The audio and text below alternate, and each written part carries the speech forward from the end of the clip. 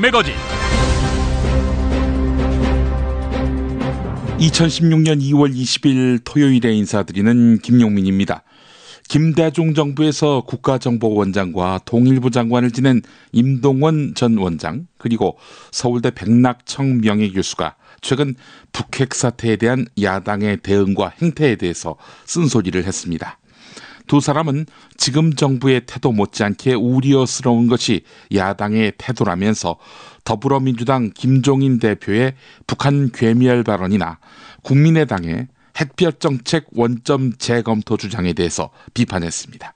두 사람은 현재의 국내 상황은 진보와 보수의 대결이 아니라 평화를 둘러싼 상식과 비상식 사이의 충돌이라고 지적한 뒤 이 땅에서 지금 평화를 바라는 많은 국민들이 묻고 있다. 도대체 박근혜 정부와 야당이 무엇이 다르냐라고 이렇게 말했습니다. 그래서 김용민 트위터에서 현재 야권 인사들의 최근 북핵 관련 발언 보기를 4가지 제시하고 이 가운데 가장 극우적인 언사가 무엇이냐 이렇게 물어봤습니다. 가장 적은 비율인 7%는 대북 제재가 필연적이라는 이수혁 전 육자회담 우리 측 수석 대표의 언급이었습니다. 이수혁 전 대표 현재 더불어민주당에 몸담고 있지요. 그 다음 16%는 역시 더불어민주당에 입당한 김현종 전 통상교섭 본부장이 말했던 개성공단 폐쇄 할 수 있어야 한다, 이 발언이었습니다. 그리고 19%는 김종인 현 더불어민주당 대표의 북한 괴멸론이었습니다. 자, 그리고 다수는 58%였는데요. 햇볕 정책 실패론을 거론한 이상돈 국민의당 공동선대위원장의 말이었습니다. 1595명이 참여한 중간 집계 결과였습니다. 김용민의 뉴스 매거진, 반드시 알아야 할 뉴스로 시작하겠습니다. 그동안 개성공단 중단의 적절성 여부에 대해서 말을 아끼던 더불어민주당 김종인 대표, 공개적으로 현재 외교 안보 라인이 대북 정책에서 실패했다며 전면 교체해야 한다, 이렇게 박근혜 대통령에게 요구했습니다. 들어보시죠. 국제공조의 외교적인 활발한 전개를 위해서도 현재 지금까지 외교 안보를 갖다가 외교 라인을 구축했던 전 팀을 갖다가 교체하시는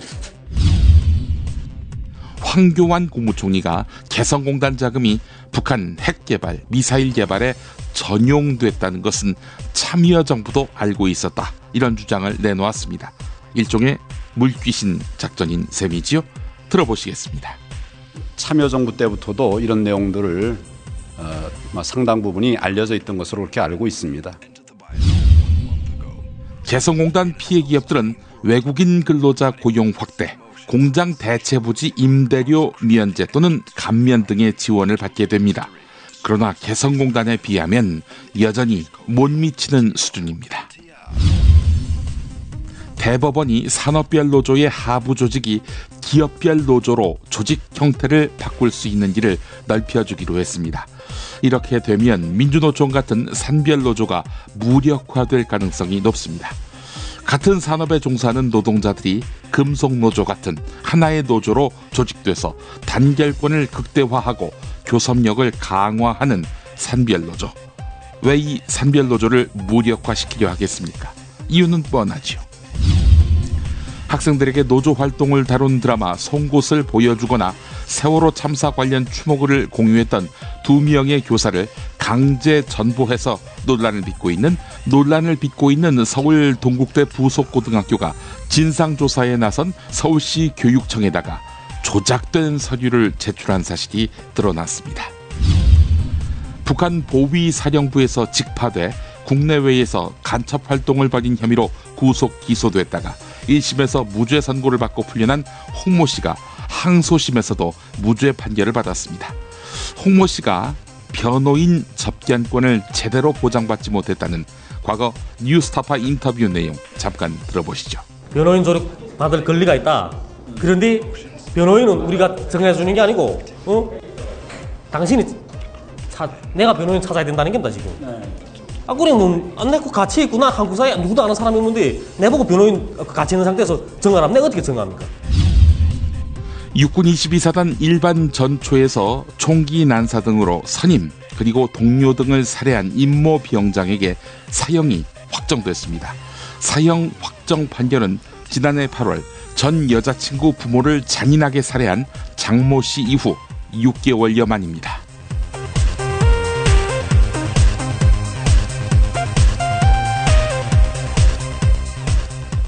김용민의 뉴스 매거진 광고 듣고 오겠습니다. 김치가 다 같은 것 같죠? 아니요, 이담채는 진짜 다르죠. 겨울 전라도, 여름 강원도, 봄 가을 충청도 최고의 배추만 골라와야지요. 소금 영광에서 직송된 최고의 국산 천점이 기본 아닌가요? 고춧가루와 파, 마늘 괴산 영천에서 건강한 놈들만 가져와야 해요.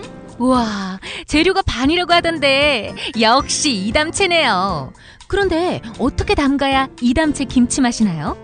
이거 비밀인데 다시마에 표고버섯, 양파, 멸치를 넣고 우려낸 육수에다가 온갖 재료를 잘 버무리고 2달 동안 저온 숙성한 양념을 써야 해요. 근데 흉내내봐야 소용없어. 30년 연구한 레시피에 30년 김치만 만든 손맛을 따라갈 수 있겠슈? 이담채 김치. 안내와 주문은 검색창에 이담채를 입력하세요. 전화는 1544-4586 1544-4586. 새싹당 콩차를 매일 아침 정말 간절히 마시면 전 우주가 나서서 도와줍니다. 당신을 진실한 사람으로 만들어드립니다. 새해 복 많이 받으시고 올해 달성해야 될 것은 이것이다 하는 정신을 차리고 전체를 다 마시면 그런 기운이 옵니다. 새싹당 콩차, 남자의 시간을 충전하세요. 전창걸닷컴으로 오세요. 070-8635-1288 070-8635-1288. 자기는 정말 훈남이고 자상하고 스마트한데, 그런데 잠잘 때는 아니야. 정말 아니야. 진짜 엽기야. 그럴 수밖에요. 그렇게 코를 골아대는데 본의 아닌 결례 이제 그만. 간편하고도 반영구적인 코골이 방지기구 24,000원이면 됩니다. 심한 코골이와 수면 무호흡 걱정 마세요. 99% 감소 효과를 보장합니다. 검색창에 코골이 119, 코골이 119를 입력하세요. 문의는 1566-0783. 조선의 딸로서 잘하는 죄밖에 없는데. 남북 통일 만세! 새날이 올 때가 불리한 진술을 거부할 수 있습니다. 김무성 나와! 이나 민주주의를 하라 이 새끼야!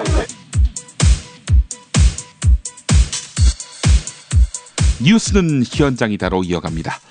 국회 대정부 질문 2곡지 준비했는데요. 중국이 사드 배치를 하면은 경제 보복을 하겠다, 이렇게 우리에게 경고했지요. 이에 대해서 유일호 경제부총리 겸 기획재정부 장관은 큰 의미를 두지 않는다, 이렇게 말했습니다. 중국도 WTO에 가입한 나라로서 정치적 문제 때문에 무역 보복을 할 수 있는 상황은 아니다 라면서 거듭 낙관론을 폈습니다. 새누리당 강석훈 의원과의 문답 들어보시죠. 그러면 최근에 그 사드 배치와 관련하여 중국의 그 무역 보복 가능성, 이런 것들에 대한 얘기가 심심찮게 나오고 있습니다. 어떻게 판단하고 계시고 어떤 대책을 가지고 계십니까? 네, 거기는 사실 사드 배치에 대해서는 뭐 중국이 외교적으로 또 어떤 반응을 보였는지는 저희도 듣고 있습니다만은, 제가 판단하기에는 이것은 아직은 그 정치와 경제 문제는 좀 별개로 볼 수 있는 것이 아닌가. 그래서 중국도 이제 WTO의 국가이고, 무역 보복이라는 것을 그런 것 때문에 쉽게 할 수 있는, 그러니까 정치적 그 문제에 대한 것에 대책으로서 무역 보복을 할 수 있는 상황은 아니지 않는가 이렇게 생각을 합니다. 그래서 경제는 경제대로 또 다른 차원의 그 해법이 뭐 관계가 정립이 되고 있는 것 아닌가 싶고요. 저희는 일단 중국과의 경제적 관계에 있어서는 이것과는 좀 분리를 해서 생각을 하려고 합니다. 아마 중국도 그렇게 하지 않을까 하는 것이 저희 조심스러운 예측입니다. 여야는 그렇게 국회 경제 분야 대정부 질문에서 최근 정부의 개성공단 중단 결정이 국내 경제에 끼친 영향을 놓고 공방을 벌였는데요. 정의당 박원석 의원은 개성공단 업체에 대한 정부 피해 지원 대책의 문제점을 지적했습니다. 정부의 준비 없음, 일방적 통보 이런 것들이 기업의 재산권을 침해하는 행태라고 지적하기도 했는데요. 자, 이에 대한 황교안 국무총리의 답변까지 묶어서 소개해드립니다. 개성공단 관리총국에서 사회보험료조로 30%를 공제하고 70%를 임금으로 지불하도록 되어 있는데 실체는 그것이 아니라 30%만 임금에 상응하는 그런 노동의 대가를 근로자들한테 지급하고 70%는 결국에는 북한 정권이 노동당이 착복을 해서 그것을 다른 데 전용하고 있다. 그 근거를 정부가 파악하고 있다. 이 말씀이신가요? 지금 그런 내용을 파악하고 있다 하는 말씀입니다. 정부가 이런 주장을 하려면은 좀 더 정확한 증거를 갖고서 주장을 하셔야 된다고 생각합니다. 그리고 국민들 앞에 그걸 좀 소상하게 공개를 할 수 있어야 된다고 생각합니다. 지금 124개의 개성공단에 진출해 있는 우리 기업들이 개성공단 중단 조치로 인해서 쫓겨나오듯이 지금 내려왔고 이분들 지금 대책이 없는 상황입니다. 이렇게 국민의 재산권에 중대한 영향을 미치는 그런 결정을 전격적으로 내릴 때에는 그리고 국민들에게 그만한 이유가 있다고 양해를 구할 때에는 그 근거를 좀 상세하게 제시하셔야 되는 거 아닙니까? 그런데 오늘 이 순간까지도 똑같은 말씀을 반복하고 계시고 똑같은 공방이 지금 본회의 석상에서 이루어지고 있습니다. 어떻게 생각하세요? 지금 상황에서 중요한 것은 어떤 증거를 정부가 가지고 있느냐. 내 나라 이것보다도 북한이 우리가 선의로 지급한 근로자들 임금으로 지급한 이런 돈들을 핵무기 개발 등에 사용하고 있다 하는 이 점입니다. 이 점에 주목을 해야 될 것이고 그 세세하게 누구를 통해 줬느냐 어떤 증거들이 있느냐 이 문제보다 급한 것은 명백한 사실은 우리가 근로자들에게 준 돈이 북한 당국에 넘어가서 악용되고 있다 하는 것이라는 점을 말씀을 드립니다. 국민의당에 합류하기로 한 정동영 전 의원은 이상돈 국민의당 공동선대위원장의 개성공단 피해수의 찬성, 햇볕 정책 실패 주장에 대해서 야당의 리더십에 구하를 하고 있는 안철수 공동대표의 생각이 중요하다 이렇게 말했습니다. 이상돈 따위의 말은 그다지 비중이 없다. 이런 이야기인 것 같습니다. 정동영 전 의원이 CBS 라디오 김현정의 뉴스쇼와의 인터뷰에서 밝힌 말 들어보시죠. 이상돈 교수 역시 햇볕 정책에 대해서도 거의 반대에 가까운 신중론을 말씀하셨고 개성공단 폐쇄에 대해서도 찬성하는 입장을 보였는데 이분과는 한 배를 탈 수 있습니까? 몇몇 개인의 의견이 민주당의 요청도 여러 번 받았습니다. 예. 그런데 하나는 역시 아직도 청산되지 않은 패권주의입니다. 또 하나는 최근에 개성공단 사태와 관련해서 보여준 실망스러운 모습입니다. 말하자면 김종인 위원장의 신중론이라든지 이런 것들 말이죠. 개성공단 문제와 관련해서 박근혜 대통령이 국회 연설하러 왔을 때 시위라도 했어야 합니다. 적극적으로 일어서서 행동하지 않는 양심은 악의 편이라고 김대중 대통령이 어록에 있습니다만 자, 개성공단으로 해서 밥줄이 끊어지게 된 10만 명이 넘는 노동자들과 그 가족들을 생각하면 누가 이분들의 목소리를 대변해 줍니까? 제1야당이 아니면 대단히 저는 잘못된 정책 결정을 박근혜 대통령이 했고 대단히 잘못된 대응을 제1야당이 하고 있다고 생각합니다. 그럼 박근혜 대통령 만났을 때 김종인 대표가 적극적으로 거기서 뭔가 말을 했었어야 된다? 당연하죠. 적극적인 게 아니라 야당은 실력 행사를 통해서라도 저는 개성공단 부활의 의지를 보였어야 합니다. 그것이 김대중의 후계자로서 노무현의 후계자로서 야당이 가야 할 길입니다. 이것을 포기한 것은 야당의 길을 포기했다고 생각합니다. 그런데요, 정동영 전 의원님. 그 부분에서 제가 궁금한 것이 지금 국민의당에는 이상돈 교수가 입당을 했습니다. 공동선대위원장 맡게 될 거라고 하는데 이상돈 교수 역시 햇볕 정책에 대해서도 거의 반대에 가까운 신중론을 말씀하셨고 개성공단 폐쇄에 대해서도 찬성하는 입장을 보였는데 이분과는 한 배를 탈 수 있습니까? 몇몇 개인의 의견이 중요한 것은 아닙니다. 야당은 리더십의 비중이 9할입니다. 중요한 것은 야당을 이끌고 있는 안철수 대표의 생각입니다. 어제 만났을 때요. 제가 물었습니다. 안철수의 생각이라는 책에 대북 포용 정책을 지지했고 과정으로서의 통일, 사건이 아니라 통일을 과정으로 본다는 얘기를 잘 기억하고 있는데 그 생각에 변함이 없느냐고 물었습니다. 그것은 제가 직접 쓴 저의 생각이요 철학입니다라고 분명하게 확인했고 그리고 국민의당 강령, 포용정책의 계승 발전 의지를 물었습니다. 확고하게 자신의 신념임을 밝혔습니다. 정동영 전 의원은 김종인 더불어민주당 대표가 연설을 하기 위해서 국회를 찾은 박근혜 대통령에게 강한 비판을 가하지 않은 점, 이 점이 더불어민주당을 버리고 국민의당을 택한 이유라고 설명했는데요. 하지만 안철수 대표는 박근혜 대통령 연설 때 박수를 치는 등 더불어민주당이 박근혜 대통령 연설에 냉소적인 반응을 보였던 것과 대조적인 모습을 보였습니다. 이번 총선 대전에서 20대 여성이 예비 후보 등록을 마쳤습니다. 정의당 소속인 신하정 씨가 그 주인공인데요.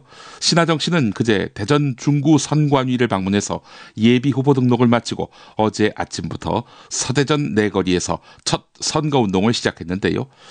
요즘 청년들의 의회 진출 의지 그 어느 때보다도 활발한데요. 하지만 청년들의 중요 현안인 노동 문제에 대한 별다른 철학 없이 도전하는 예비 후보자도 있어 빈축을 사고 있습니다. 그래서 신하정 후보는 노동 문제에 대해서 어떤 식견을 갖고 있는지 전화를 걸어봤습니다. 들어보시죠. 현재 국회에서 계류가 되고 있는 노동법 개정안은 기간제법이 빠진 노동법 개정안입니다. 잘 아시다시피 파견법이 최대 쟁점이죠. 그동안 정의당은 노동계약이라 지칭했으며 저는 법도 아닌 악질이라고 표현하고 싶습니다. 정부가 양심이 없습니다. 우리나라의 근로시간은 세계 최대입니다. 정부법이 말하는 주 52시간 법은 단계적 시행이며 또 특별 연장 근로를 통해 사실상 주 60시간으로 연장하려는 꼼수입니다. 파견법 같은 경우에는 새누리당은 대기업은 파견 불가라는 조항을 넣겠다고 하고 있으나 전체 대기업 근로자는 이제 대한민국 근로자의 10%밖에 되지 않습니다. 결과적으로 비정규직을 대거 양산하는 법입니다. 제가 생각하는 노동개혁은 청년의 경우 취업도 어렵고 이 때문에 연애와 결혼, 출산까지 포기하는 세대입니다. 사람으로 당연히 누려야 할 것들을 보호하는 것이 국가의 의무고 개혁입니다. 대기업 사내유보금 1%만 써도 6조 원, 6조 원이면 정규직 연봉 3천만 원짜리 60만 개를 창출할 수 있습니다. 정말 3포 세대, 5포 세대, 이제는 7포 세대, 삶을 포기하는 세대잖아요. 이 삶을 포기하지 않도록 정말 당연한 것들을 당연하게 누릴 수 있도록 하고 싶습니다.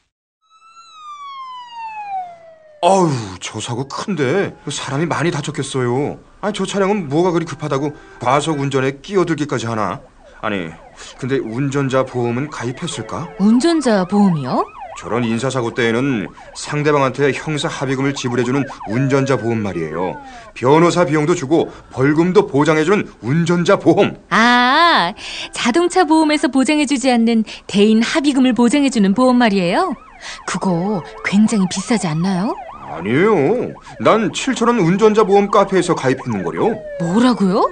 7,000원 운전자 보험 카페? 홈쇼핑에서도 월 2만 원에서 3만 원이던데. 버스도 승합차도 트럭도 자가용이라면 7,000원 운전자 보험 카페. 우와, 대박. 비싼 보험료 때문에 힘드시죠? 풀보장 운전자 보험을 저렴하게 만나는 가장 좋은 방법. 다음 네이버 카페에서 7,000원 운전자 보험을 검색해보세요. 전화문의는 02-849-9730. 10년차 베테랑 손해보험 전문 설계사가 평일은 물론 주말 공휴일에도 상담해드립니다. 다시 한번 전화문의는 02-849-9730. 7,000원 운전자 보험, 택시, 버스, 트럭 등 영업용 차량 운전자 보험도 상담해드립니다.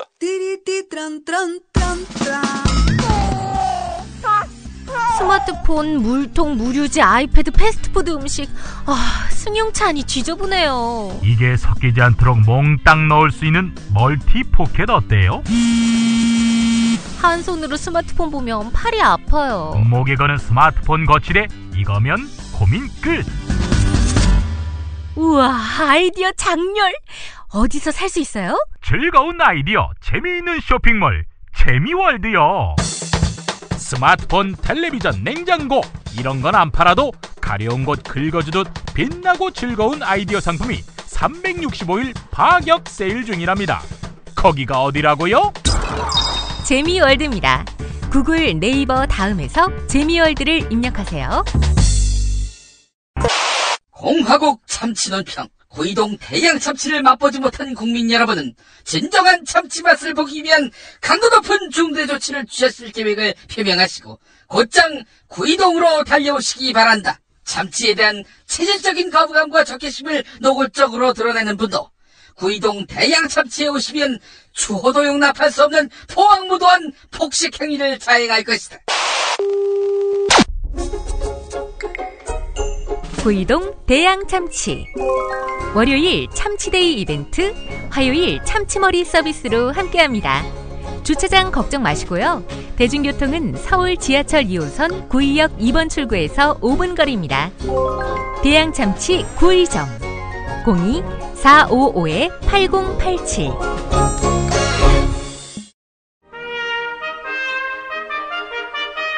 피 튀기며 박학다식을 뽐내는 퀴즈, 피박 퀴즈. 피박 퀴즈로 함께하겠습니다. 오늘도 무와 환 함께합니다. 어서 오십시오.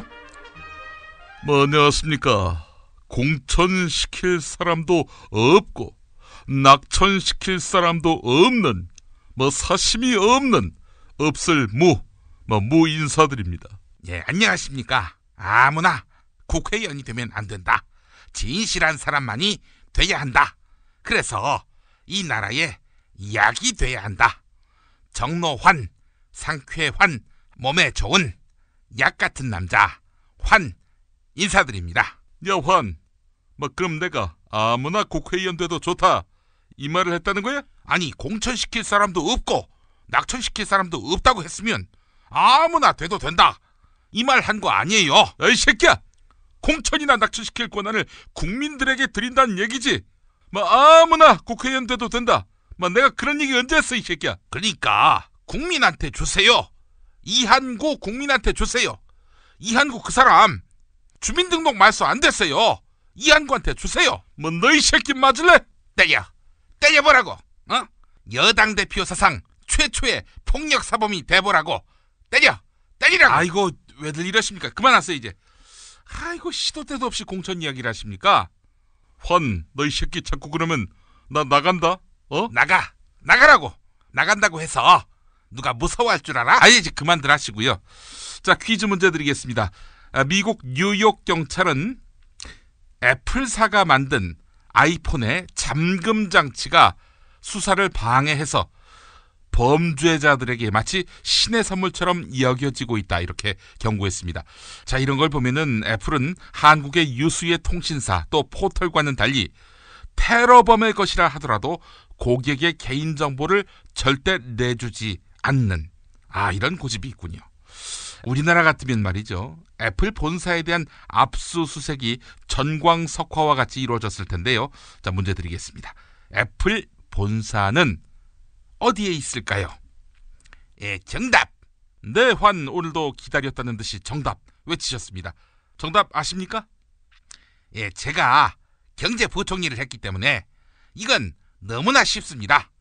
애플의 한국 본사가 서울 강남구 아셈타워에 있다는 거, 이거 아는 사람 관료 중에 별로 없을걸요? 대단하십니다. 정답 맞히시는 거는 뭐 쉬운 죽먹기겠군요. 자, 정답 말씀해 주시죠. 예, 정답은 경북 경산. 아니, 경산이라니요? 예, 경산에 사과가 많이 나요. 사과하면 경산, 경산하면 사과, 사과하면 애플, 애플하면 사과. 아니, 거기 지역구 아닙니까?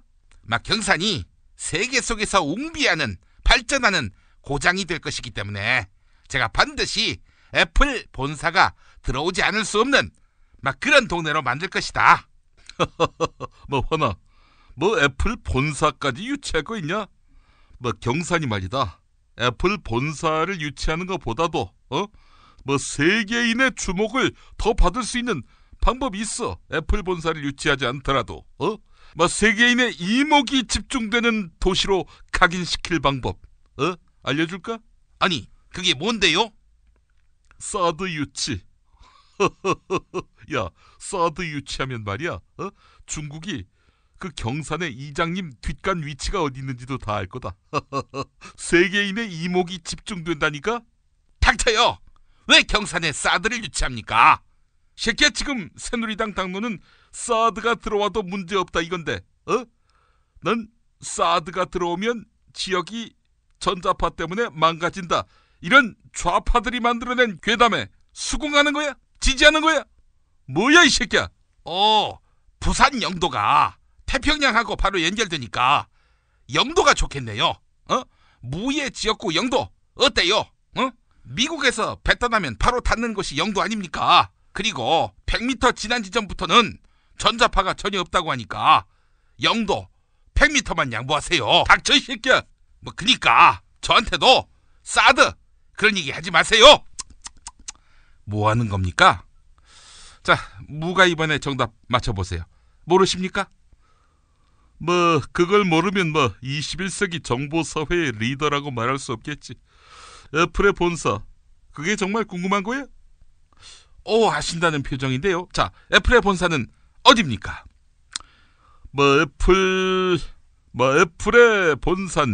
애플의 본사는 청와대. 아니, 청와대가 왜 나옵니까 거기서? 뭐 생각해봐라, 이한구가 짱이겠냐? 저기 앉아있는 저 환희, 저 새끼가 짱이겠냐? 공천 룰을 뭉개려는 이 모든 농간의 폐후에 뭐가 있겠니? 청와대지, 청와대. 아니, 그러니까 청와대와 애플이 무슨 상관이냐고요? 뭐 청와대가 나한테 할 일이 있지. 사과하면 애플 아니냐? 야, 청와대가 나한테 지금 사과해야 해. 사람을 갖고 놀잖아 이 새끼야. 어이, 뭐 왜 불러 이 새끼야? 내가 정중하게 요청해요. 부디 닥치세요. 뭐야 이 새끼야? 이 새끼 많이 컸어 이 새끼. 아니, 뭐 당신하고 나하고 나이 차이가 얼마나 된다고. 그리고 말이야, 이미 공천 관련해선 게임 다 끝났어. 뭐 내가 공천 도장 안 찍으면 어쩔 건데? 뭐? 도장을 안 찍는다고? 뭐 그럼 어떡하긴, 막 도장 하나 파서 대표인 하고 쾅 찍으면 그만이지. 뭐라고? 내 허락도 없이 찍겠다고 이 새끼야? 야, 이 새끼야, 내가 가만히 있을 것 같아? 어이, 뭐 정당 하나도 시원하게 날려 없앤 카카 못 봤어? 너 같은 바지 대표 하나 날리는 거 그거 일도 아니라고. 아니 근데 이 새끼가 진짜. 그만하세요. 그만. 자, 이제 우리 애청자 여러분이 퀴즈를 맞춰주시기 바라겠습니다. 애플 본사가 있는 미국 도시 이름입니다. 뭐 검색하시면 금방 맞히실 수 있겠네요. 자, 오늘부터는 상품이 붙었습니다. 도서출판 원더박스에서 2016년 미국 대선 돌풍의 주역 버니 샌더스의 공식 자서전 버니 샌더스의 정치혁명을 청취자 사은품으로 보내드립니다. 정답은 게시판에 남겨주시되 선착순이고요. 아울러 정답과 함께 이메일 남겨주셔야 합니다. 이메일로 저희가 보내드릴 주소를 문의해야 하기 때문입니다. 자, 정답 이메일 많이 남겨주시기 바라겠습니다. 팟빵의 김용민 브리핑 게시판에 여러분의 참여 기다리겠습니다.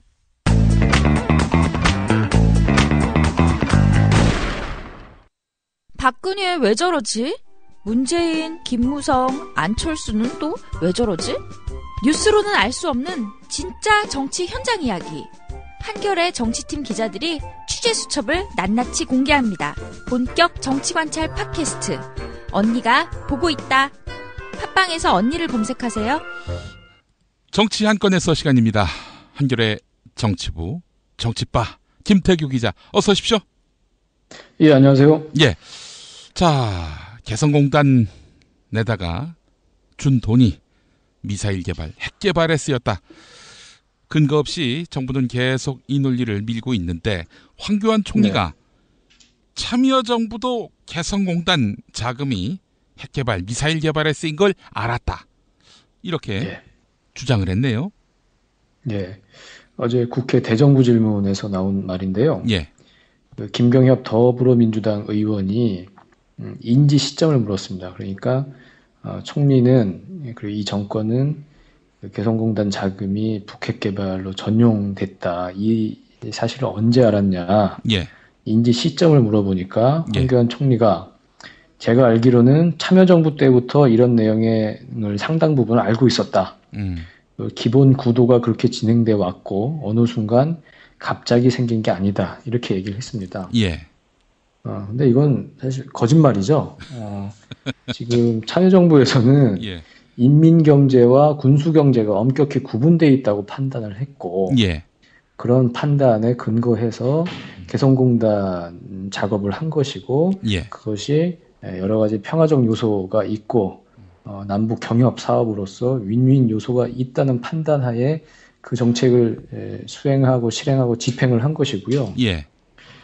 이거는 정말 아무런 근거도 없이 모든 게 다 참여정부 탓, 노무현 탓, 거의 이제 1배 수준의 공세, 물타기 이거밖에 안 되는 그 상황입니다. 참여정부 때부터 이미 알고 있었던 사실이다. 그러면은 이명박 정권 또 박근혜 정권 들어설 때도 이미 인지되고 있었던 일이라면 그때 뒤엎지. 이제 와서 왜 이러는 겁니까?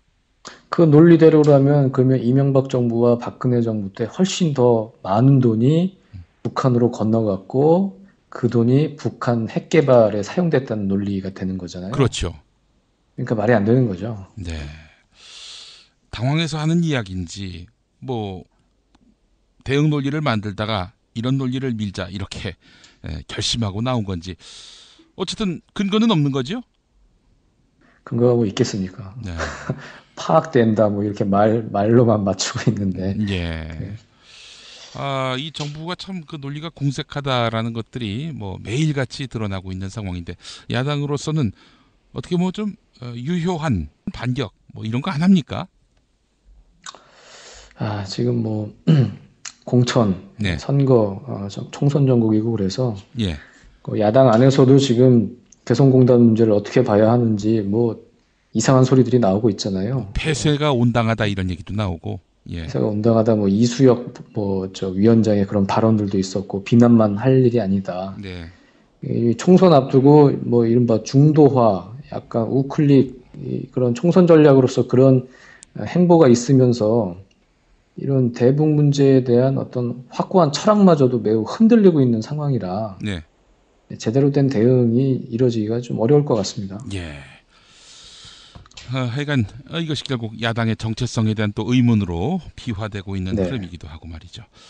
정동영 전 의원이 국민의당에 입당을 했네요. 어제 저희가 이 소식을 다루지 못했는데 정동영 전 의원의 입당 저녁 늦게 이렇게 결론이 난 거 아닙니까? 늦게 결론이 났고 어제는 이제 세리머니를 했습니다. 그 정치 재개 기자회견을요. 그 자신이 살고 있는 그 순창군 답동리 마을회관 앞에서 그 기자회견을 열었고 그 녹색 점퍼를 입은 그 수많은 예비 후보들이 몰려와서 같이 사진도 찍고 상당히 성황을 이뤘습니다. 아니 근데 왜 순창에서 출마하는 겁니까? 순창이 아니고요. 전주 덕진에서 출마를 하고요. 그 전에 한번 거기서 출마해서 당선이 된 적이 있었고요. 본인 그런 적이 있었고 순창은 이제 본인 지금 현재 살고 있는 거주지니까 거기서 지금 씨감자 농사를 이제 지으신 거잖아요. 거기서 그 기자회견을 하신 것 같고요. 예. 일단은 그 불평등 해소, 호남 정치의 부활, 개성공단의 부활 뭐 이런 슬로건을 내걸고 전주 덕진 출마를 선언했습니다. 예. 그런데 이제 문제는 정동영 전 의원이 민주당을 탈당을 하고 예. 대중적 진보정당 운동을 하셨잖아요. 예. 김세균 서울대 교수 등과 국민모임도 창당을 하고 그래서 관악을에 출마를 했는데 낙선도 했고요. 예. 그래서 이제 대중적 진보 노선을 강화해야 한다 이런 말씀을 많이 하셨는데 예. 지금 국민의당은 중도정당, 제3의 중도정당을 지향하는 곳이란 말이에요. 예. 그래서 이게 본인의 지금 철학과 맞지 않는 거 아니냐 이런 이제 비판이 나올 수 있는데 네. 정동영 전 의원은 이 부분에 대해서 이렇게 대답을 했습니다. 나는 합리적 진보주의자다. 합리적 진보가 중도를 포괄하지 못하란 법이 없다고 생각한다. 그리고 자신의 페이스북에서는 내가 안철수와 연대하는 이유는 김대중, 노무현, 그 문재인과 한치도 다르지 않다. 그러니까 DJP 연합을 했던 김대중, 네. 정몽준과 손잡았던 노무현, 그 안철수와 함께했던 문재인과 자신이 다를 바가 없다. 예. 이렇게 주장을 하고 있습니다. 그렇다면은 JP는 안철수가 되는 건가요? 그렇죠. 아니 우리 저 정치부 기자들은 정동영 전 의원의 국민의당 입당을 어떻게 봅니까? 좀 제가 말씀드린 이 부분, 예. 그 부분에 대해서 조금 부정적으로 봅니다. 그러니까 진보 정당을 표방을 하셨고, 예. 그런 점에서 이제 많은 분들이 이쪽 뭐 민주당의 대통령 후보도 하셨던 분이 당을 나와서 상당히 외롭게 진보정당 운동을 하고 예. 진보성 강화를 내걸고 그런 점에서 많은 분들이 진정성을 느꼈던 것 같은데 예. 그 중도정당을 표방하는 국민의당에 간다는 부분에 대해서는 어떤 자신의 정체성의 좀 급변침 아니냐. 예. 네, 이런 비판적인 좀 시각이 있는 게 사실입니다. 예. 급변침이라는 표현을 쓰셨군요. 그러니까 좀 무소속 출마 이야기가 나왔던 터였는데 갑자기 이렇게 국민의당 입당으로 마음을 바꾼 건지 아니면 국민의당 입당을 애초부터 생각했는데 택일 시점을 골랐던 건지 이 도무지 납득이 안 돼요. 갑작스러운 급변침이란 점에서 말이죠. 네, 제 생각은 일단 개성공단 폐쇄 문제가 이제 불거지면서 예.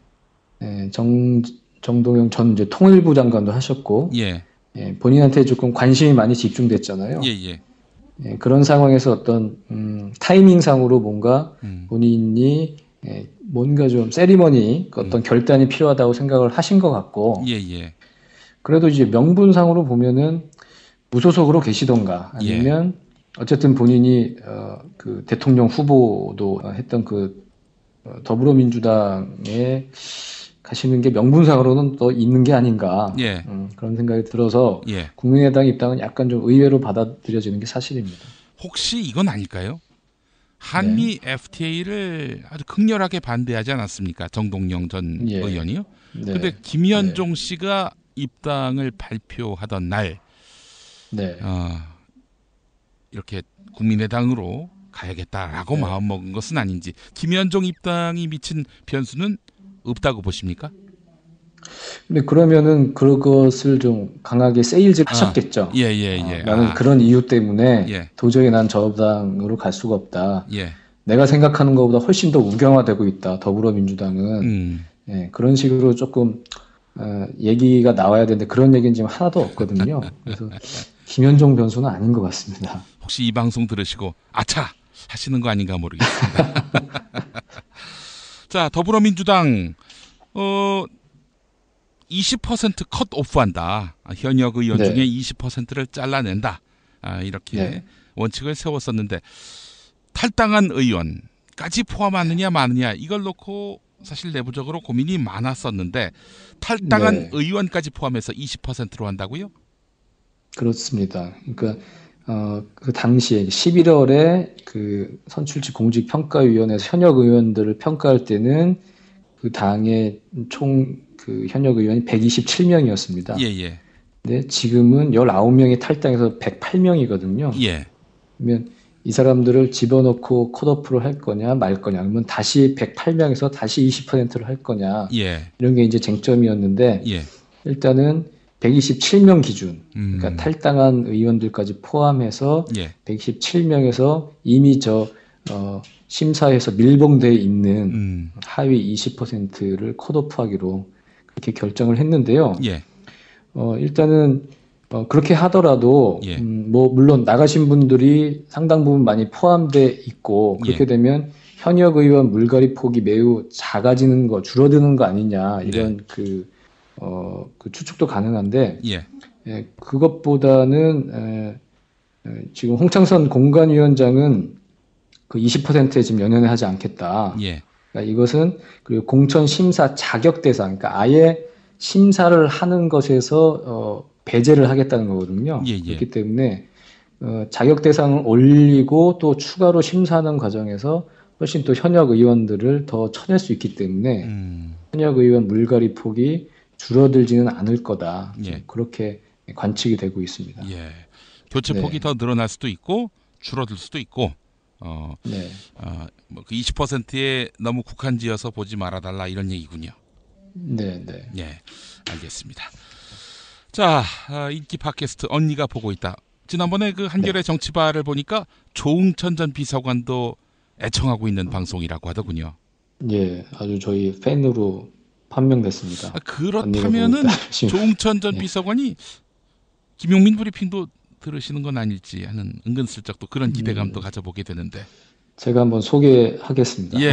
아니, 우리 정치바에 또 주요 에이스들이 나와서 또 브리핑하는데 안 들으실 수 없을 것 같다, 이런 생각도 들어서 네. 말씀드린 겁니다만. 네. 자, 월요일에 업데이트 됩니까? 이미 지금 업데이트가 돼 있습니다. 업데이트 돼 있습니까? 예, 어떤 내용입니까? 좀 편집이 좀 빨랐고. 예. 이번 주 계속 정가를 달궜던 네. 그 새누리당 공천 전쟁. 아하. 김무성 대표와 이한구 공천관리위원장의 악연. 네. 그리고 두 사람의 싸움이 어떻게 결론 날지. 예. 그런 부분 다뤘고요. 그리고 또 기사 회생한 벼랑 끝에서 살아난 박지원 의원의 이야기. 네. 이런 부분 다뤘습니다. 예. 박지원 의원 부분도 상당히 궁금해집니다. 어떤 내용이 담겨 있을지. 네. 사실 정동영 전 의원의 행보가 박지원 의원을 닮았다면 어땠을까, 그런 생각을 해봐요. 예. 좀 더 무게 있는 행보를 했다면은 지금 뭐 더불어민주당으로부터도 그 오퍼를 받지 않을까라는 생각도 들고 말이죠. 오퍼는 이미 받았는데 다 거절을 하고 이제 글로 가신 거여서 네. 그런 부분이 있죠. 예. 그리고 한 가지 좀 제가 추가로 좀 설명드릴게요. 예. 어제 제가 그 새누리당 당원 당규에 근거해서 김무성 대표가 별로 지금 공천 과정에서 쓸 수단이 없다, 그렇게 말씀을 드렸는데요. 예. 그 도장을 안 찍겠다고 한 부분 있지 않았습니까? 예. 그 부분을 제가 보니까 공직선거법에 정당의 공천 후보자가 내가 그 추천을 받았다, 그런 그 증명서를 선관위에 후보 등록할 때 낼 때요. 그 증명서에 직인을 찍는 사람이 당의 대표입니다. 아하. 그러니까 당의 대표가 도장을 안 찍으면 그 공천을 받은 사람은 후보 등록을 할 수가 없는 거예요. 네. 그래서 2004년에 그 17대 총선 때, 그러니까 옛 민주당이죠. 그때 추미애 의원이 공천관리위원장을 맡았는데 조순영 그 민주당 대표랑 생각이 달라가지고 공천안을 가지고 한판 붙어가지고 그 도장을 서로 각각 찍어서 낸 적이 있었어요. 중앙선거관리위원회. 그래가지고 그때 이제 이른바 옥새 파동이라고 그런 아주 해프닝이 벌어졌었는데 지금 제가 보면은 김무성 대표는 정말로 마음에 안 들면 도장을 안 찍는 방식으로 제가 저항할 수 있는 어떤 유일한 수단이 그게 아닌가, 그런 생각이 들더라고요. 그러면 또 우리 박근혜 대통령이 당대표를 쫓아내겠죠. 그렇죠. 그 아주 쉬운 방법이 있는데요, 뭐.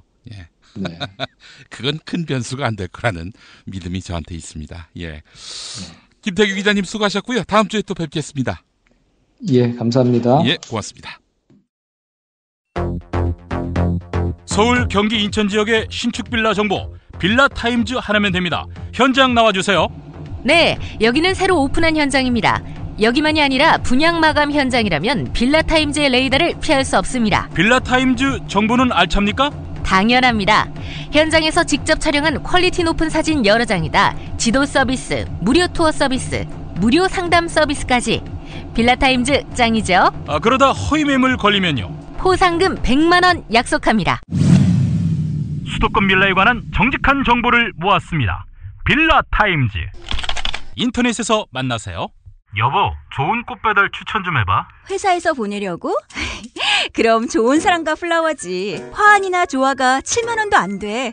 결제도 적립금으로 가능하다고. 오, 그래? 근데 화환이나 조화 말고 이벤트를 위한 건데. 그거 역시 좋은 사람과 플라워. 꽃하고 케이크하고 샴페인하고 다 해서 10만 원도 안 된다고. 가격도 중요하지만 빨리 배달해야 돼. 그거 역시 좋은 사람과 플라워지. 전국 어디든 3시간 내에 배송이 된다고. 근데 누구한테 보내려고? 누구긴 누구야. 좋은 사람. 바로 당신한테 보내는 플라워지. 사랑해, 여보. 어머나. 가격, 배송, 느낌까지 좋은 사랑과 플라워는 감동까지 실어 꽃을 배달합니다. 1566-0263 기억해두세요. 1566-0263 4가 아니라 3입니다. 1566-0263 어머나! 이게 다 여기 있었네? 그래요. 충남 서산의 명인이 만든 감태가 이슈. 경남 밀양에 눈꽃 동충 하초가 있다 아닙니까? 겁나게 맛있는 나주에 청정 한우도 있단게요. 팔도의 농촌 기업들이 팥가게에 다 모였네요. 팥가게에서 착한 쇼핑하세요. 구글에서 팥가게를 검색하시면 됩니다.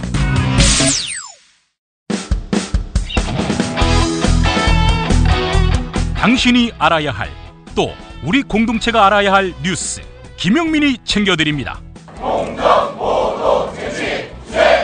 지금은 제1부 뉴스 매거진과 함께하고 계십니다.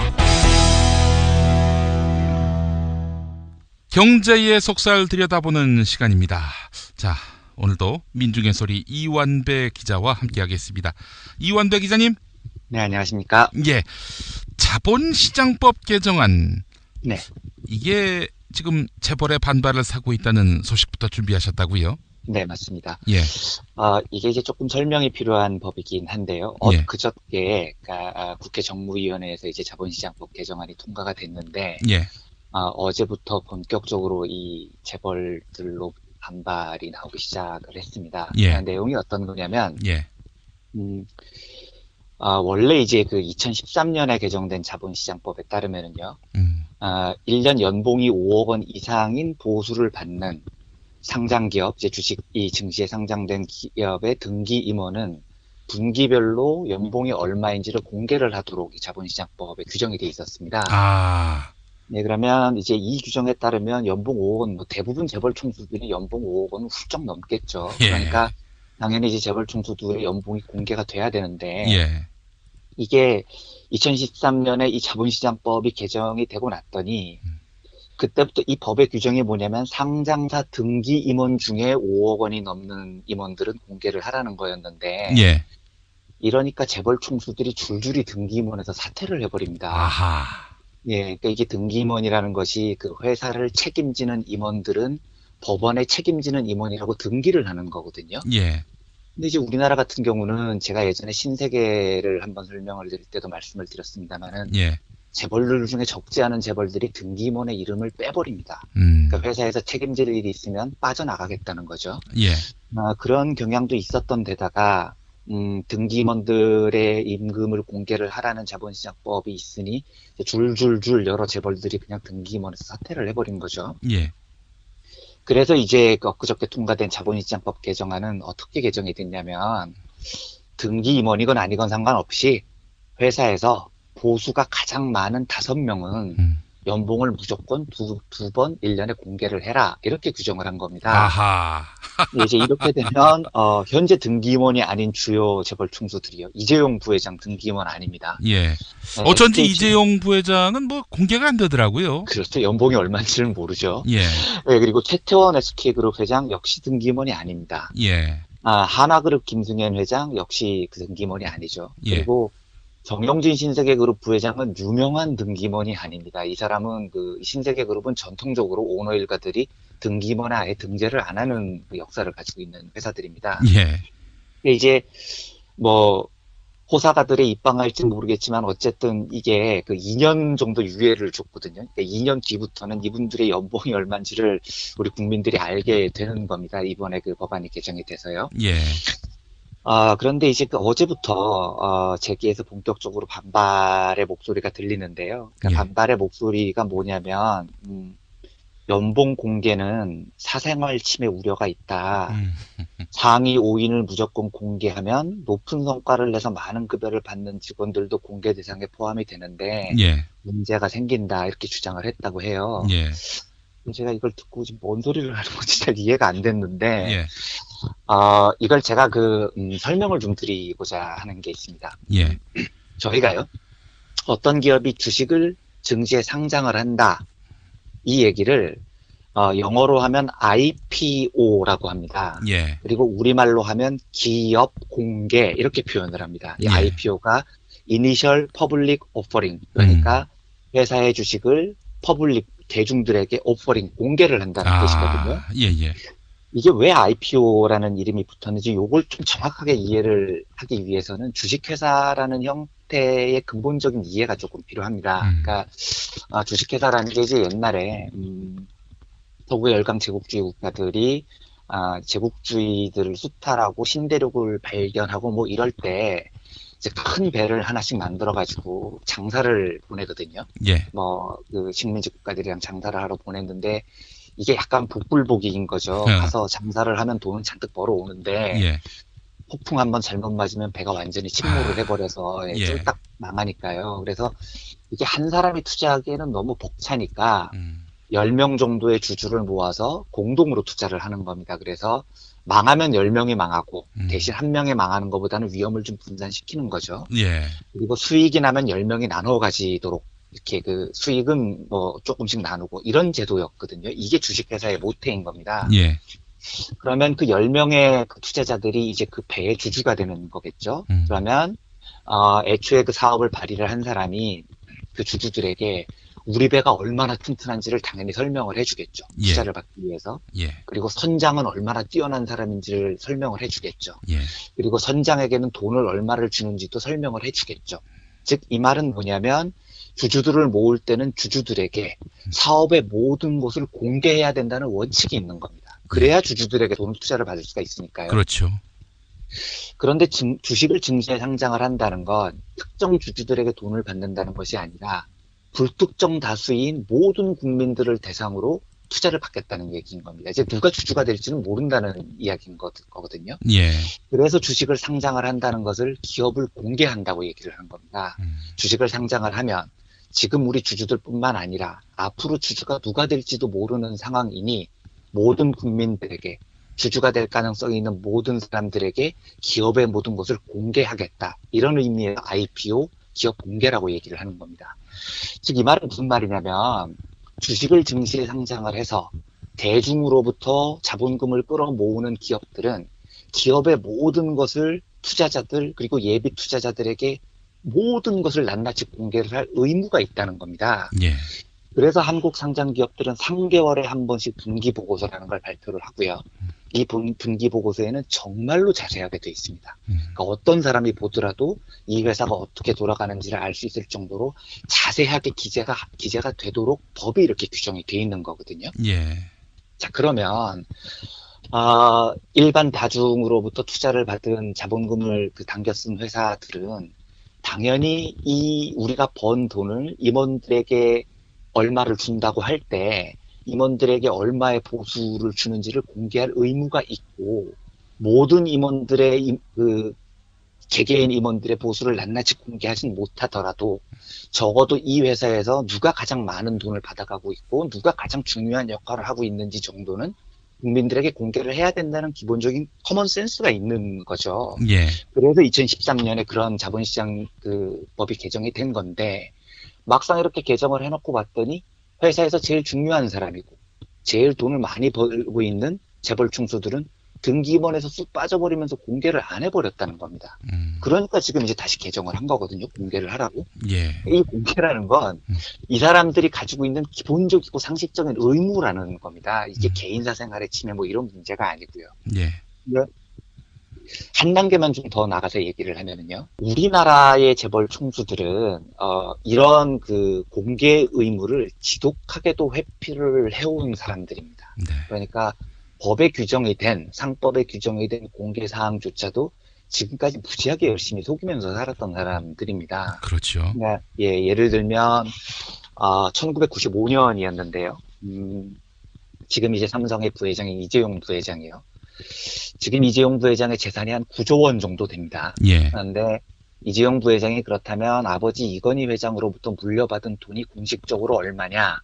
정확하게 증여를 받은 돈은 60억 8천만 원입니다. 딱 한 번 증여받았습니다. 예. 그리고 이 60억 8천만 원을 지금 9조 원으로 불린 겁니다. 20년 만에. 예. 수익률이 자그마치 20년 누적 수익률이 15만 %입니다. 그러니까 이분을 보면 뭐 워런 버핏, 뭐 앙드레 코스톨라니, 오레가 긴조 이런 세계의 유명한 투자자들은 갖다 댈 것도 아닌 거죠. 예. 20년 동안 15만 % 수익을 올린 분이시니까요.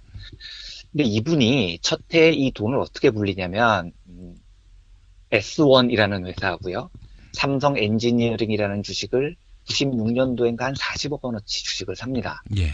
그리고 이 두 회사가 비상장 상태였는데 상장이 되자마자 주가가 진짜로 미친 듯이 오릅니다. 작전 걸린 종목처럼 오르거든요. 그때 S1은 제가 기억하기에 한 4개월 만에 예. 10배가 넘게 주가가 올랐습니다. 1453%가 주가가 급등을 했습니다. 야. 4개월 만에. 그런데 상장이 되자마자 8개월 만에 이재용 부회장이 주식을 다 팔죠. 그래서 19,000원에 산 주식을 8개월 만에 30만 원이 넘게 팔거든요.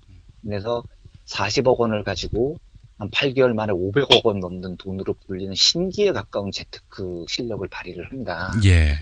근데 이게 그때는 뭐 작전이 걸렸는지 어떻게 됐는지 뭐 사실은 진실은 저 너머에 있는 거죠. 하도 오래전의 일인데요. 예. 그런데 이 이재용 부회장이 96년 1월 30일에 S1 주식이 상장이 될 때 한국은 증시에 상장을 할 때 주요 주주들 5% 이상 지분을 가지고 있는 주주들은 신고를 하게 돼 있습니다. 예. 당연히 일반 대중들에게 주요 주주가 누군지도 공개를 해야 되는 항목이 있는 건데 공개를 하지 않습니다. 이재용 부회장은 이걸 속이고 3개월 동안 버팁니다. 그리고 나중에 몰래 신고를 하죠. 그러니까 그때 증권감독원이 어떻게 얘기를 하냐면 업무가 너무 많아서 주의 조치를 주지 못했어요. 이렇게 얘기를 합니다. 그러니까 이재용 부회장이 자기가 주주라는 사실을 속이고 S1이 상장이 되는 걸 봐줬다는 얘기죠. 쉽게 말하면. 예. 그리고 그해 8월에 이 회사 주식을 30만 2천 원이라는 고가의 이재용 부회장이 주식을 파는데 주식을 팔 때도 주요 주주들은 파는 이유를 공시를 하게 돼 있습니다. 그러니까 왜 주요 주주가 이 회사의 주식을 팔면서 경영권을 약화를 하는지를 투자자에게 설명을 해야 되거든요. 예. 그런데 이재용 부회장이 그때 40억 원이 넘는, 그러니까 400억 원이 넘는 돈을 챙기면서 내가 주식을 판 이유를 증권감독원에게 어떻게 설명을 하냐면 가사 자금을 마련하기 위해서 이렇게 설명을 합니다. 그러니까 이재용 부회장이 가사 자금을 마련하기 위해서 400억 원이 넘는 주식을 팔았다. 코미디죠, 코미디. 그런데 이런 설명을 하고 그냥 입 싹 닫고 지나가는 겁니다. 예. 이분들은 사실 지금까지 한국 상법이 규정을 한 공시 의무라는 것을 대부분 지켜오지 않았습니다. 대부분 주주들에게 공개해야 될 것들을 속이고 비자금 조성하고 뭐 엑스파일 사건부터 한두 가지가 아닌 거였죠. 경영을 투명하게 공개를 해온 사람들이 아닌 겁니다. 그런데 이제 재벌 총수로서 재벌을 이끌고 가고 있는 사람으로서 도대체 회사가 당신들에게 얼마의 월급을 주는지를 알아야 되겠다라는 이런 기본적인 공개 요건조차도 반발하고 있는 배짱이 저는 도대체 뭔지 이해가 되지 않습니다. 예. 60억 원으로 9조 원을 불린 이 재테크의 대가라고 불러야 되나요? 아니면은 뭐 편법의 대가라고 불러야 되나요? 이 베일에 가려진 이재용의 재산 증식 과정을 우리가 다 국민들에게 설명하지 못한다면 최소한 지금 삼성그룹을 이끌고 있는 당신이 1년에 도대체 삼성이 번 돈 중에 얼마를 가져가고 있는지는 알 권리가 투자자들과 예비 투자자들에게 있는 거죠. 예. 제가 얼마 전에, 이틀 전이었나, 3일 전이었나로 기억이 되는데요. 정의당에서 정의로운 경제론이라는 걸 심상정 대표가 발표를 했습니다. 예. 그때, 정의당의 공약이 국민 평균 월급 300만 원 시대를 열겠다. 유급 휴가 연간 30일 이상을 보장을 하겠다. 이런 공약을 밝혔거든요. 예. 그런데 현실성이 있는 공약이냐에 대한 질문에 대해서 심상정 대표의 설명 중에 이런 게 있습니다. 그러니까 공기업과 대기업 CEO 또 임원들에 대한 임금 상한제를 실시를 하겠다. 2014년 기준으로 10대 재벌 78개 상장 기업의 등기이사 연봉이 평균 24억 5천만 원이다. 이걸 제한하겠다. 이렇게 발표를 했습니다. 예. 그러니까 지금 10대 재벌의 상장기업 78개 상장기업의 등기 임원 연봉 평균이 24억 5천만 원이라는 거죠. 예. 그렇다면 임원들 사이에서도 편차가 있을 텐데 이지영 부회장은 도대체 얼마의 연봉을 가져가는지 저는 일반적으로 궁금합니다. 그리고 둘째, 그 사람들이 돈을 많이 받아가는 게 부럽고 배가 아파서 드리는 말씀이 아닙니다. 자, 그러면 유능한지 무능한지는 모르겠지만 재벌 총수들이 1년에 100억이나 200억 정도 되는 연봉을 가져간다고 가정을 하죠. 그리고 그게 적합한지 않은지에 대해서 국민들의 정서가 어떤 건지를 물어보는 과정이 있어야 됩니다. 왜냐하면 지금 한국은 OECD 최고 수준의 3재 사망률을 자랑하는 국가입니다. 네. 최저임금은 시간당 고작 6,030원입니다. 삼성중공업 경영 상태 안 좋다고 희망퇴직 받고 있습니다. 직원들 무지하게 잘라내고 있습니다. 그리고 고용들을 줄이고 노동자들의 삶을 절벽으로 몰아넣고 있습니다. 그런데 재벌 총수들이라는 사람이 상장사의 임원들이라는 사람이 평균 연봉만 24억 5천만 원 그리고 그들이 얼마를 받아가는지는 모르겠지만 실제로 수백억의 연봉을 가져가는 것이 적절하냐에 대해서 국민들에게 의사를 물어봐야 되지 않겠습니까? 심지어 프로야구 선수들도 연봉을 다 공개를 하는데요. 버니 샌더스의 연설 중에 이런 게 있습니다. 월가의 지배자들이 1년의 연봉으로 수천만 달러를 벌어가고 있습니다. 그런데 여러분 그거 아십니까? 그 사람들은 더 많은 노동자들을 해고할수록 경영을 더 잘했다고 칭찬을 받으면서 더 많은 연봉을 챙기고 있습니다. 이건 공정하지 않습니다. 이게 버니 샌더스의 이야기거든요. 네.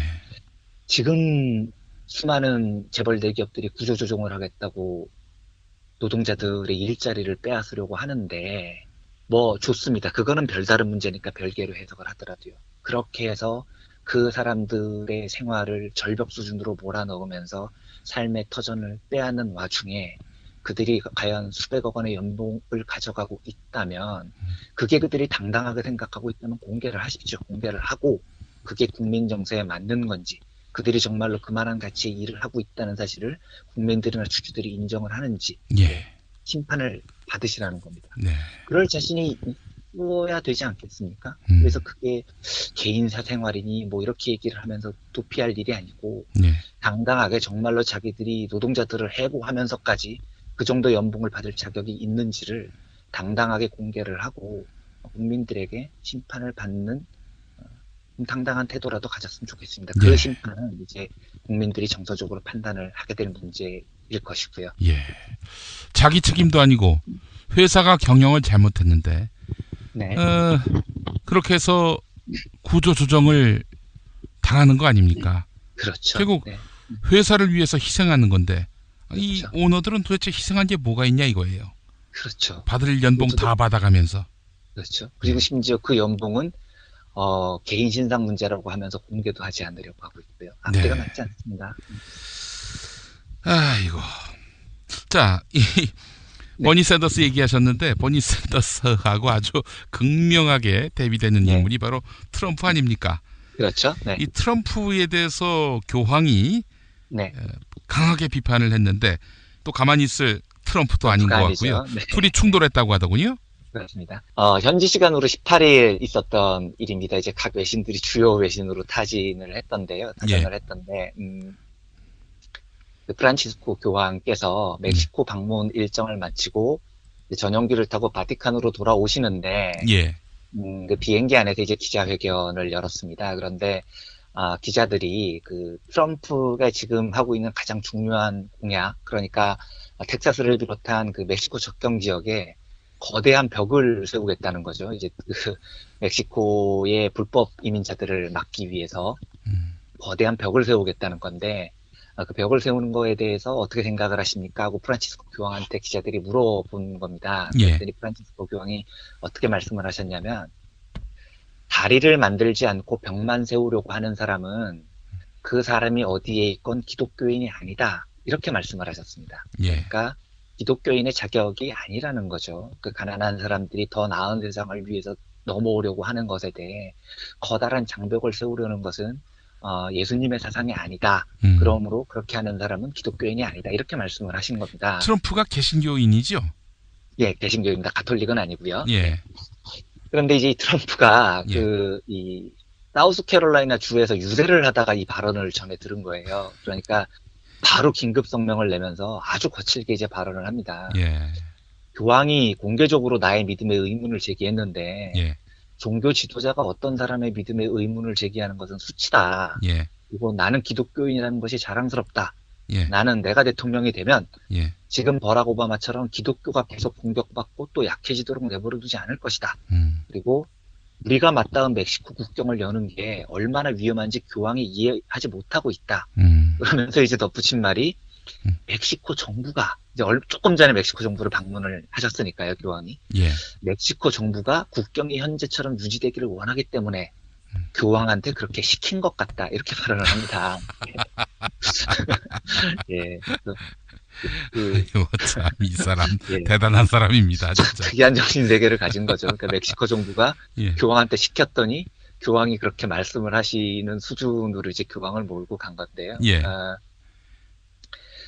뭐 재밌었습니다. 그래서 하도 말도 안 되는 얘기여서 트럼프의 이야기에 대해서 뭐 제가 이렇게 코멘트를 할 건 아닌데, 트럼프가 지금 하고 있는 그 멕시코 접경에 벽을 세우겠다는 것에 대해서 제가 저희 청취자분들께 조금 말씀을 하나 드리고 동의를 하나 구하고 싶은 게 있습니다. 2차 세계대전 전후에요.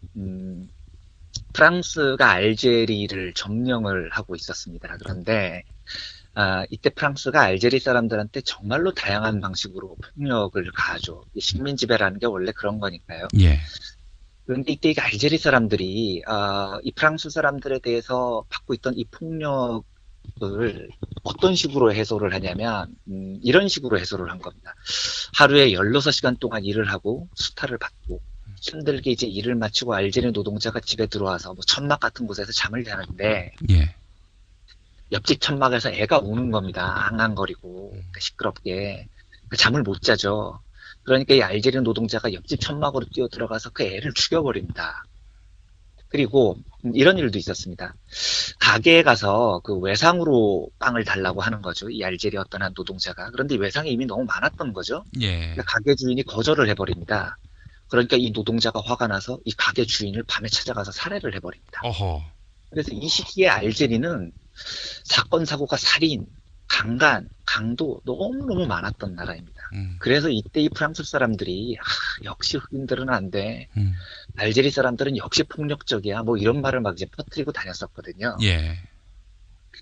그런데 이제 그 시절에 그 프랑스를 대표하는 지성이었죠. 그리고 흑인이었습니다. 아프리카에서 태어났었던 이 프란츠 파농이라는 정신과 의사였었고요. 이 시대를 대표하는 이 지성이 프랑스 파농이 이 사태를 긴밀하게 연구를 해보기 시작합니다. 도대체 왜 그럴까?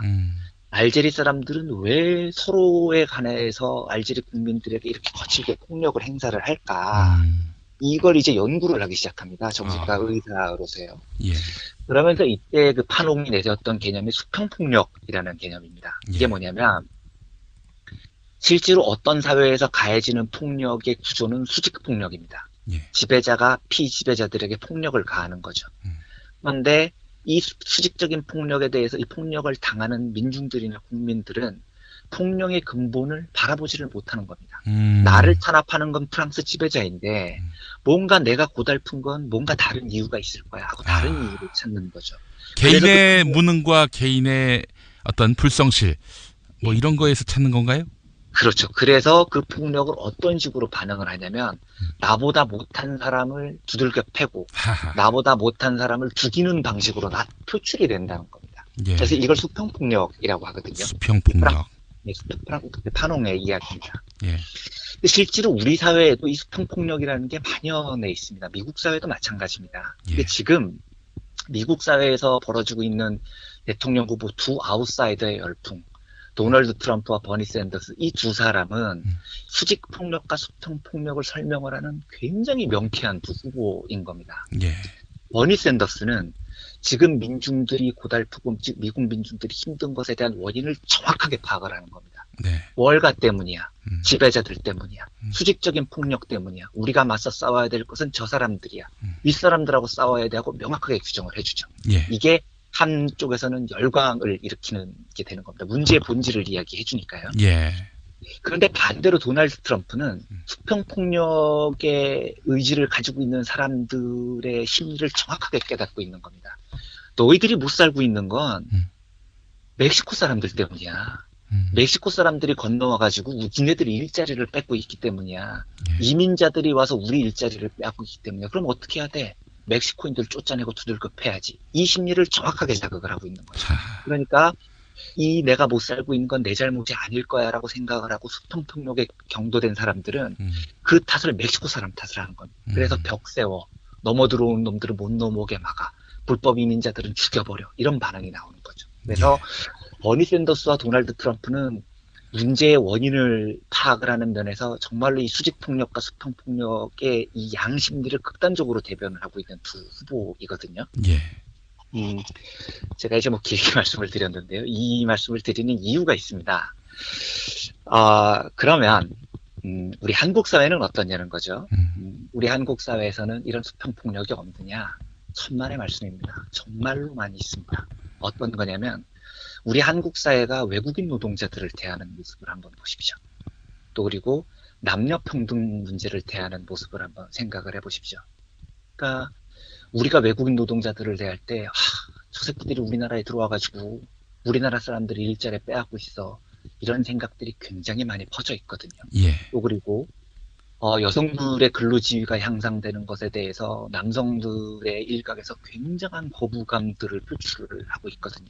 예. 그런데 이게 왜 벌어지는 현상이냐면 사실은 우리가 지금 가지고 있는 우리 민중들이 가지고 있는 고달픈 것의 원인은 필리핀 노동자들이 와서 우리들의 노동 근로 현장을 뺏어서가 아닙니다. 여성 노동자들이 더 활발하게 사회 진출을 해서 남성들의 일자리를 뺏어서 생긴 문제가 아닌 겁니다. 이건 왜 이런 문제가 생기는 거냐면 재벌들과 사회 기득권층의 착취 구조가 더 확산됐기 때문에 생긴 일이거든요. 예. 그러니까 실제로 문제의 원인은 수직폭력인 거죠. 그런데 많은 사람들이 이 수직폭력을 당하면서 일자리를 잃고 내가 서야 될 위치가 점점 더 공공을해지니까 이 원인을 뭔가 다른 곳에서 해소를 하고 싶어 하는 겁니다. 아하. 필리핀 노동자들 때문이야. 군대도 안 간 여자들이 우리랑 똑같이 가점도 남자들에게 허용을 안 해주고 2년이나 빨리 취직을 하기 때문이야. 이런 식으로 생각을 하면서 현재의 공공함을 나보다 못한 여류에 있는 사람들, 그러니까 OECD 국가 중에 가장 그 남녀 불평등이 심한 나라임에도 불구하고 그건 여성 근로자의 진출 탓 혹은 OECD 국가들 중에 가장 개방도가 낮은 국가임에도 불구하고 이건 필리핀 노동자 탓을 하게 돼버리는 거죠. 그러면서 이게 분노를 하게 되고 폭력적 경향이 나타나게 되고 그래서 남성 시민연대, 뭐 수컷 연대 이런 게 나타나는 겁니다. 예. 외국인들 다 쫓아내 김치녀, 된장녀 뭐 이런 얘기가 막 나오는 거죠. 그러니까 지금 우리 문제의 본질은 보다 더 남녀 평등이 돼야 되고 보다 많은 여성 노동자들, 뛰어난 여성 노동자들이 진출을 해야 되고 이것은 우리 경제에 굉장히 큰 힘이 될 겁니다. 그리고 지금 우리가 노동 현장에서 근로자의 월급이 떨어지고 일자리가 줄어드는 원인은 전혀 다른 근본적인 문제, 재벌과 기득권층과 싸워서 우리가 얻어야 될 문제인 거죠. 버니 샌더스가 지지 말을 했듯이요. 예. 그래서 저희는 수평적으로는 보다 온화하고 우리와 같이 연대를 해야 될 사람들에게 조금 더 개방적이어야 하고 지금 우리의 현실을 이토록 처참하게 만든 문제의 원인에 대해서는 보다 엄격해야 할 때입니다. 프란츠 파농이 지적했던 대로 우리의 궁금함을 우리의 약자를 두들겨 팹으로써 해결되진 않습니다. 그것은 이 문제의 원인이 어디 있는지를 보고 함께 약자들끼리 연대해서 강자들과 맞서 싸움으로써 얻어낼 수 있다는 사실을 우리들이 조금 더 많이 이런 의식들이 확산이 돼서 보다 남녀평등, 외국인 노동자들에 대한 보다 개방적인 생각들 그리고 재벌들에 대해서 보다 엄중한 시각들 이런 것들이 조금 더 확산돼야 될 때가 아닌가 그런 생각이 듭니다. 예, 수평 폭력에 대한 그 면밀한 문제 인식을 하게 된다면 수직 폭력을 직시할 수 있게 되고 맞습니다. 따라서 우리 사회가 좀 더 평등한 사회로 나갈 수 있게 된다라는 말씀. 네, 정말 오늘 큰 깨달음을 주셨습니다. 네, 감사합니다. 예, 이완배 기자님 수고하셨고요. 다음 주에 또 뵙도록 하겠습니다. 네, 알겠습니다. 감사합니다. 고맙습니다.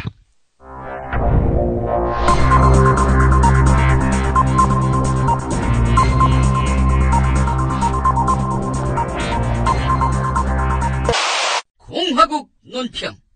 아버지가 일본군이라 일본군 성노예 문제를 당연히 일본군 입장에서 풀어가시는 박근혜 동지께서는 조성된 일본군 성노예 피해자의 고통을 다룬 영화 귀향에 대해서 실제적이며 강도 높은 국가적 중대 조치를 취하실 계획을 표명하시고 우리 딸이 성노예여도 용서할 수 있어요 라면서 DNA부터 애국자인 엄마 부대에게 구체적인 공격 방침과 비난 방향을 제시하셨다.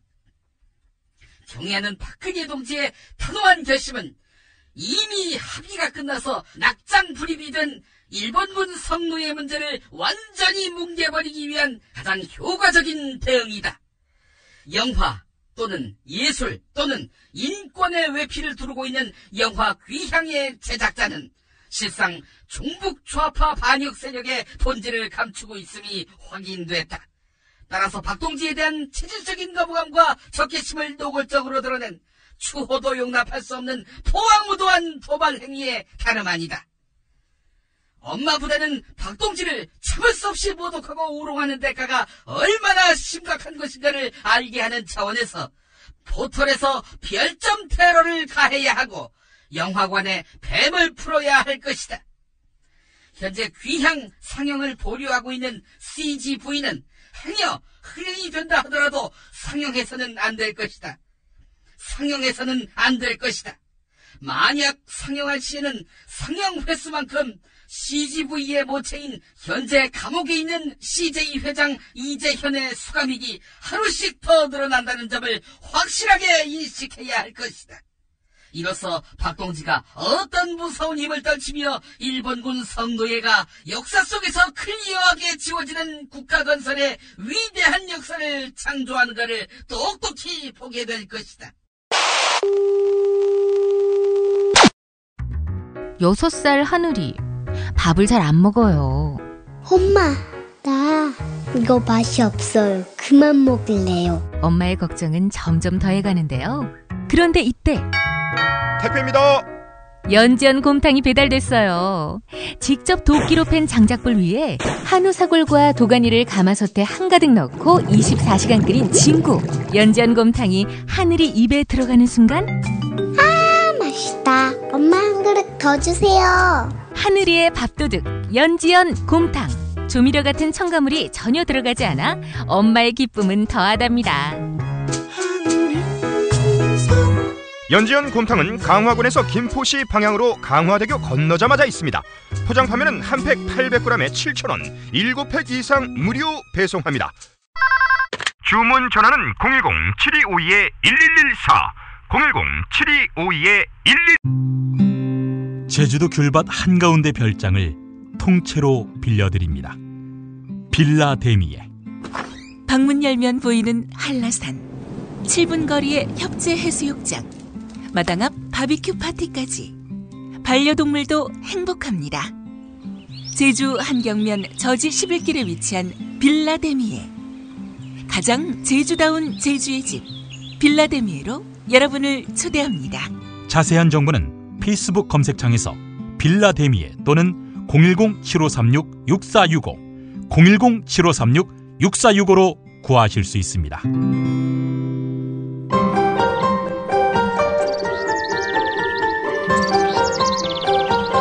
오늘의 날씨.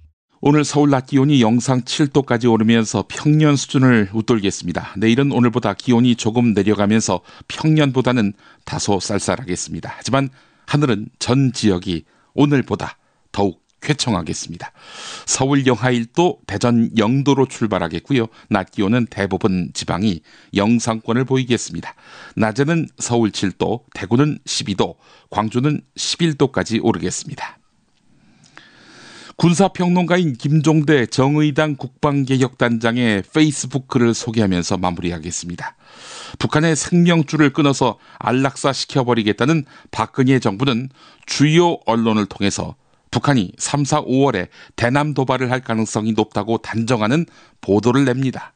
언론에 나온 도발 시나리오를 보면 땅굴로 특수부대를 침투시켜서 후방 테러, 그러니까 김관진, 윤병세, 한민구, 홍영표를 암살하고 사이버 테러를 벌이고 연평도 포격을 가한다.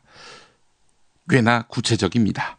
그들은 국민들이 겁을 먹을수록 더 신이 나서 대한민국이 완전히 파멸하는 시나리오를 거침없이 뿌려댑니다. 다시 국가정보원이 전국의 전면에 등장하고 있습니다. 그들의 상상력 공장에서는 매일 대한민국이 무너지는 파국의 이미지가 대량 생산되고 있습니다. 북한의 도발을 예상하는 언론을 보면 점쟁이들 같습니다. 4월 선거 전후까지만 이 짓을 하겠답니다. 그런데 이게 먹혀드니 공정한 선거란 불가능합니다. 꽤 깊은 고뇌와 우려가 느껴지시죠? 조간 브리핑에서 뵙겠습니다.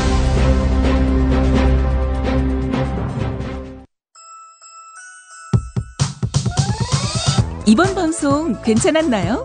작별의 여운 이렇게 표시해주세요. 다운로드하기, 댓글 달기, 구독하기, 별점 주기. 더 좋은 방송 만들어달라는 약속 이렇게 응원해주세요. 다운로드하기, 댓글 달기, 구독하기, 별점 주기. 기억하셨죠? 다운로드하기, 댓글 달기, 구독하기, 별점 주기.